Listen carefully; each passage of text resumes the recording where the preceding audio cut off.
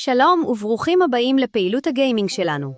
עכשיו אסביר לכם איך הפעילות תתבצע ומה הכללים כדי שתהיה חוויה מהנה ובטוחה לכולם. במהלך הפעילות יהיו פזורות מספר עמדות עם משקפי מציאות מדומה וקונסולות.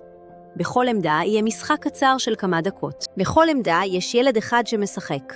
הילדים שלא משחקים עומדים בתור ליד העמדה. כשמשתתף מסיים לשחק, אנחנו, המדריכים, מגיעים אליו, לוקחים ממנו את המשקפיים ומעבירים למשתתף הבא. אין לגעת במשקפיים או להפעיל את המשחק לבד. רק המדריכים עושים זאת. שימו לב, כל עמדה של משקפי מציאות מדומה מסומנת על ידי שטיח או ספה. חשוב לשחק רק בתוך העמדה המסומנת. אם מזיזים את המשקף למקום אחר, המשחק לא יפעל. כללים חשובים לגבי המשקפיים. לכל משקף יש שני שלטים. שלט אחד שמתאים ליד ימין ואחד שמתאים ליד שמאל.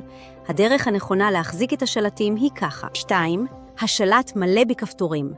אין לגעת בכל הכפתורים, אלא רק בכפתורים שנגיד לכם. מגע בכפתורים אחרים יכול להוציא אתכם מהמשחק ולפגוע בחוויה. 3. כל משקף עומד במקום המסומן על שטיח או ספה, אסור לזוז עם המשקף מהעמדה. אם תזוזו, המשחק לא יעבוד. 4. מי שלא משחק, עומד בתור לפחות 2 צעדים מהילד שמשחק. כדי שלא ייפגע בטעות מאותו ילד שמשחק. יש להמתין בסבלנות בתור. בפעילות יהיו כמה סוגי משחקים. 1. ביט סייבר. אתם אוחזים בשתי חרבות. חרב כחולה ביד ימין וחרב אדומה ביד שמאל. קוביות בצבע אדום וכחול באות אליכם בקצב המוזיקה, ואתם צריכים לחתוך אותן, כל קובייה עם החרב שמתאימה להש, גם קירות. מהם צריך להתחמק. כל חיתוך של קובייה ייתן לכם נקודות. המטרה במשחק לצבור כמה שיותר נקודות. איך משחקים? פשוט מזיזים את הידיים מבלי ללחוץ על אף כפתור. 2. משחק יריות. אתם עומדים ברחוב ומולכם אנשים שמנסים לירות בכם. המטרה? להתחמק מהם עם הראש בלבד ולירות בהם בחזרה, וכך לצבור כמה שיותר נקודות. איך משחקים?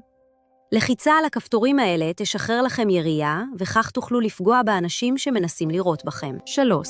רכבת הרים. אתם יושבים על ספה או כיסא ויש לכם 2 אקדחים, אחד בכל יד. אתם בתוך רכבת הרים. לצידי הדרך יש מטרות. צריך לירות בהן ולצבור נקודות. איך משחקים? לחיצה על הכפתורים האלה תשחרר לכם ירייה, וכך תוכלו לפגוע במטרות. 4. ספיידרמן. אתם עומדים באמצע עיר גדולה עם בניינים גדולים, ואתם יורים קורים עם הידיים כדי להתקדם ולרחף בין הבניינים. כדי לירות קורים, לוחצים על הכפתורים האלה בלבד. תהנו.